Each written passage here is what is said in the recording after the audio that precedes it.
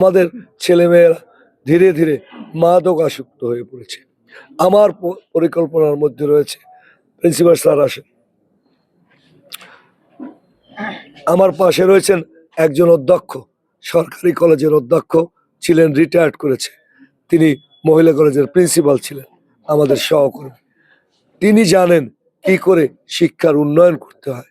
আমরা হিসাব করেছি যে আমরা আমাদের সন্তানদের উন্নয়নের স্বার্থে, উন্নয়নের জন্য ছোটবেলা থেকে আমি যেমন শিশু সংগঠন করেছি, সেই শিশু সংগঠনের ব্যবস্থা করা, তারপর সাংস্কৃতিক সংগঠন দিশারি করেছি, এই জাতীয় সংগঠনের ব্যবস্থা করা, তারপর আমরা খেলাধুলা করেছি, ব্রাদার্স ইউনিয়ন করেছি, অর্থাৎ তাদের এক্সট্রা কারিকুলাম কার্যক্রমে ব্যস্ত রাখা।